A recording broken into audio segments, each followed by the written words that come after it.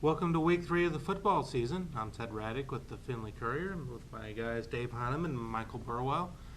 And it's hard to believe this season is 20% over already.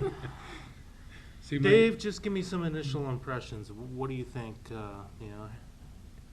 after 2 weeks? Just like you, it seemed like just 2 weeks ago we were running around getting our stuff ready for the football tab.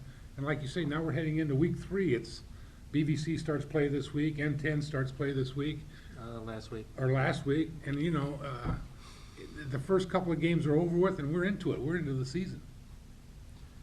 All right, Michael, there's one team in the Blanchard Valley Conference that's undefeated. And it's your Riverdale Falcons. How about that? How about that? They'll be, they're 2-0. They're the only undefeated team, and I'll be watching them this week. They're heading up to North Baltimore. Riverdale has a chance to start 3-0 for the first time since 2010. They're really playing well. A couple pretty solid wins. They have a good chance to finish around 500 this season. Statistically, they are the best defense in the BVC right now. Mm-hmm.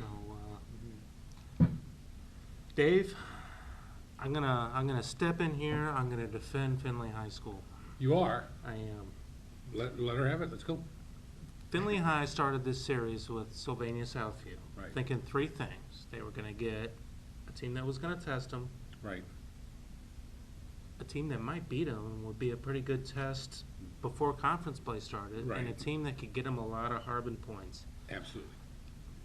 Southview is putting a big steaming pile of you-know-what out there on the field these past couple years, and this is really turning into a disastrous series from Findlay's point of view. There was a stretch where Southview was the dominant team in the Northern Lakes League. They won 8 championships, 5 in a row, won a state championship. But in the first game of the series, they did beat Findlay in the first game. But Findlay's won every game since, and this is a program that I really don't understand why they've kind of fallen off the edge a little bit. Jim Mazur, head coach, has done a phenomenal job there. He's got like 166 career wins and only about 77 losses. But the program has gone downhill. Perrysburg's now the big gun in the league. Springfield's doing very well. And Findlay has handled Southview the last couple of years. This year, I think Findlay's got a real good chance to win again Friday night. Southview graduated their quarterback, their top 2 running backs, their top 2 receivers. The thing Findlay's going to run into is they've got some big boys up there. They got a tight end defensive end at 6'3", 275. They got 2 linemen that go 6'2", 305.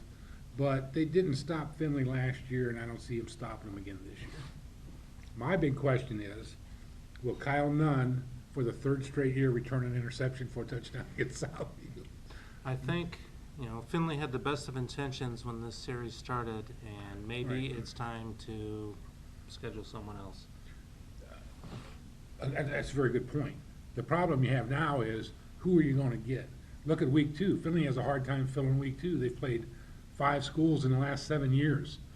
And now to open up a spot on your schedule and say, we want to get someone else because of more points or whatever, you're creating the atmosphere now where you may not have a steady opponent to fill those weeks for you, which would be my concern. And Findlay's in Division I Region 2, where they don't need as many computer points as maybe a Division II team in a similar situation. All right. Be sure and check the Courier on Saturday morning, thecourier.com on Friday night, and we will see you again next week.